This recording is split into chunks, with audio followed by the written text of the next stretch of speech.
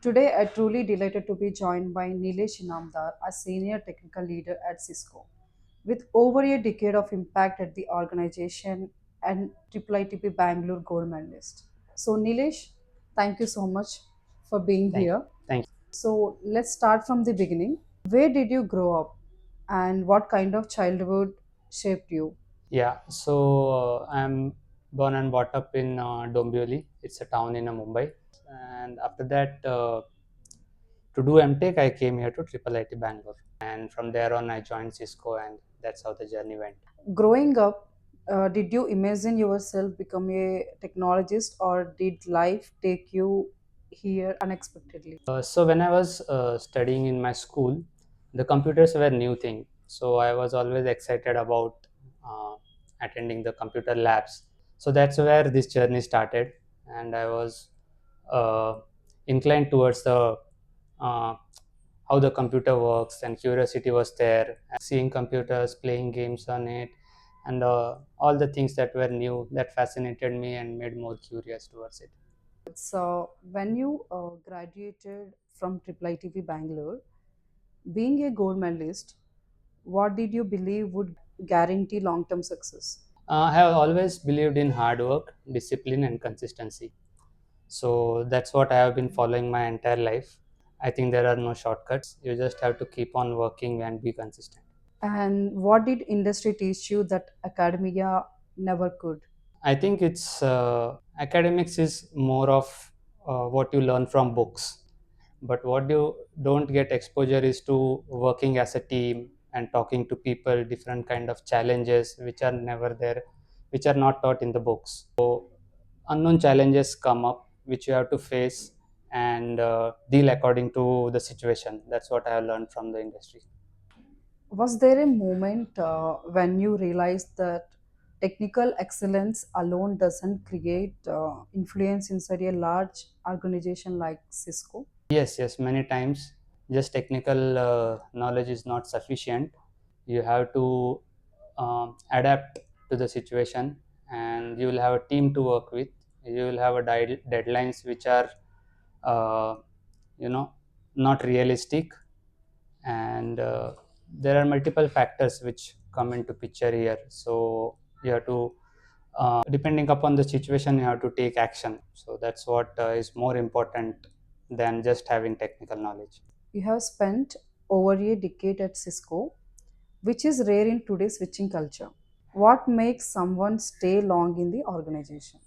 Yeah, so yeah, obviously work life balance is the first thing that is important. Apart from that, the work, kind of work, the development work that you do, and the kind of work you get, and the team that you are working with, if you feel every day morning good feeling is there to go to work, then that's what is more important to continue in the same company. Can I say like technology depth and culture, stability, leadership, and or comfort zone? Yeah, comfort zone is important, but it can be dangerous also. So given that you are, if you, even if you are in the same organization for a long time, you have to make sure that you work on different projects in the same company and keep on learning new things. What makes people leave even from strong companies? There are multiple factors. It does not depend on only one thing. So as you can say, like if people a given person is not happy with the project that he is working on, or after working for 3 4 years, if he finds that this is not the right place to grow, that also he can decide, or right technology is not working on, or the company's future also might not be great. So there are multiple factors depending on which individual can decide to continue or take on another work with something else. So tell us a secret. So what learning pattern did you follow? Yeah, so luckily I got very good seniors who taught me, how to work as a part of a team and how to take the challenges. Like you might be given any issues to solve which are completely new, who has no one has worked on. So how to go for it. So that's what helped me for over a decade. Like given any problem, so how to go about it, not to get too much stressed about it, and solve it part by part. So that's what I have been following. like structure wise. Yes, structure wise. So, was it structured learning or conferences, certifications, or experimentation or patents? I think it is more of you know uh, delivering more projects, delivering more, working on more bugs. Hands on is most important in this industry, more than certification, I would say. So, from your lens, so you've seen the industry evolve from on-frame system like infrastructure to virtualization to cloud native systems Yes. and to AI enabled architectures. What was the most disruptive shift technically and mentally? So during the cloud that came on, that was one of the disruption, and second was the AI, which is currently there, and still it has not shaped up. So we need to learn and adapt. Will AI replace coders or will it replace average coding? AI will not replace coders.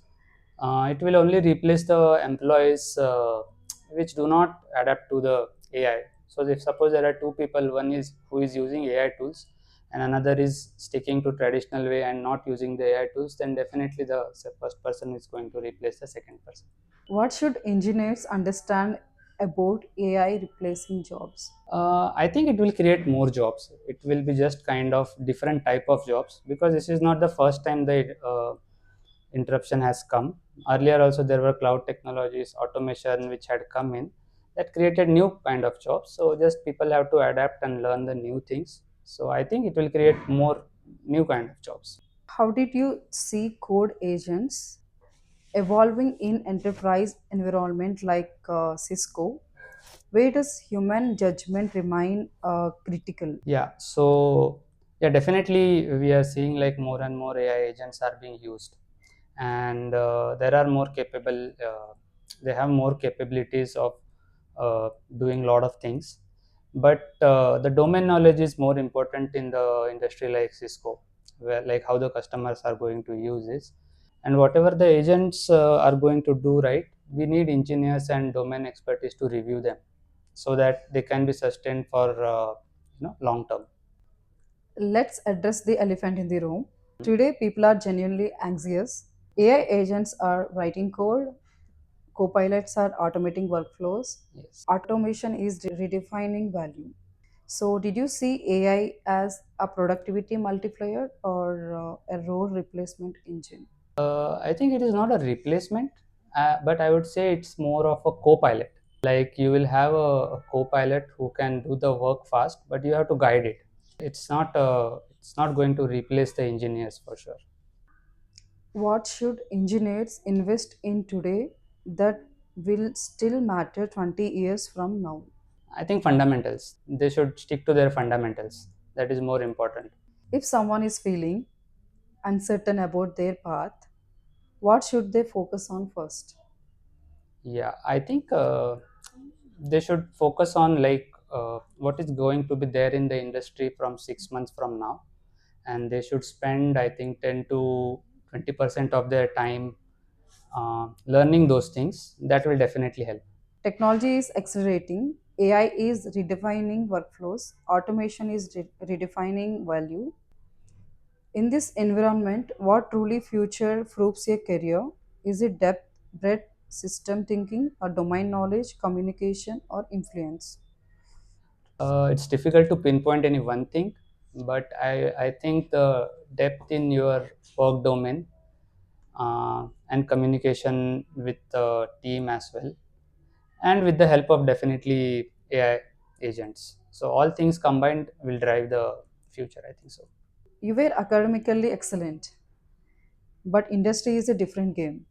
Yes, definitely. How did you train yourself to keep learning after formal education ended? Yeah, academics is totally different. There you have defined things, like you have defined syllabus, you do that and you will excel. But when it comes to industry, there is no proper syllabus or roadmap and all. So whatever the situations come to you, you have to handle it. And definitely there are more smart people in industry than you think, so you have to work with your colleagues and learn from them and keep on learning. Yeah. What does your personal learning discipline looks like today? Keep on learning the new things and be aware of what is going on in the industry. Spend some time reading the news and technologies, and spend little bit time with your colleagues and learn new things, whichever you see like will be useful for your work. How much time do you concisely allocate to learning vs execution? For learning, I spend around an entire week around 10 to 15% I spend. Do conferences and summits actually matter? Yeah, definitely. It increases your network. You come across people who have different ideas, and sharing the different ideas helps in learning faster. For engineers who want to go beyond execution, how does someone move from coding tasks to innovation? Yeah, for innovation, I think you should be aware of what are the customers going to use, and how you can uh, tackle a use case in a different way and a new way, how the things can be reshaped. Like one example I would like to give is so the protocols which are been going on, those are for maybe 10-15 years. So now if you think the use case does not need all of them, you can definitely think at that way and come up with a totally new protocol which would solve a use case in a much better way. How can someone build a mindset for patents or architectural thinking? Yeah, so architecture thinking patterns first of all takes a lot of time. You have to dedicate and master one piece of what you can say topic in depth, and you should not have a timeline for that. First of all, you should keep on learning, go in depth, and know each and everything about one particular topic from A to Z. Then only you can think of something new and apply it, and then you can approach a patent or something like that. One word that defines your career so far. I would say hard work and consistency. Comfort zone, necessary or dangerous? I think it's dangerous. A opportunity or overhype? Opportunity, definitely an opportunity. One habit that protects long term clarity. I think keep on learning new things. Technical depth or influence, which compounds faster. I think technical depth. One mistake that shaped you positively. I think knowing end-to-end things for each and every project that I work on. One thing young engineers are overestimating today. I think AI magic. One thing they are underestimating. I think the fundamentals of basic engineering. As a parent, how do you see your son's generation interacting with AI? Is their relationship with technology fundamentally different from ours? So I think what I see at my home is my son is already adapted to the new technology like AI. So he is using Grok to make videos of himself, converting himself into superheroes and all. And he has already started using it.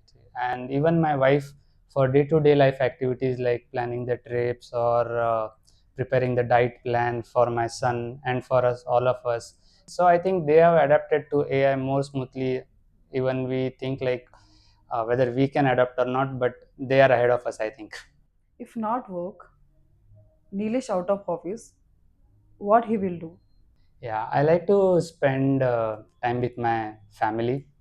I like to play with my son and have discussion of any topic which is not related to my work. I like to discuss with my wife and spend time with them. That's what I do when I'm not working. So nowadays everyone talking about only one thing about Zens. So Zens engineers don't want to stay 10 to 15 years in one company. Do you see that as instability or as strategic adaptability? Yeah, definitely. We everyone know that the Gen Z does not like to stay in one company for long term.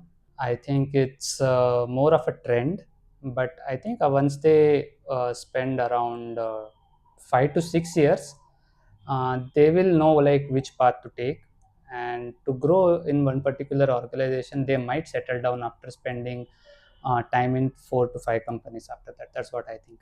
So becoming a senior engineer means writing less code and attending more meetings about code. Yes. These days I'm spending more time in meetings, that's for sure, and getting less time to, you're right. Cloud is amazing until you see the monthly invoice. Yeah, that is correct.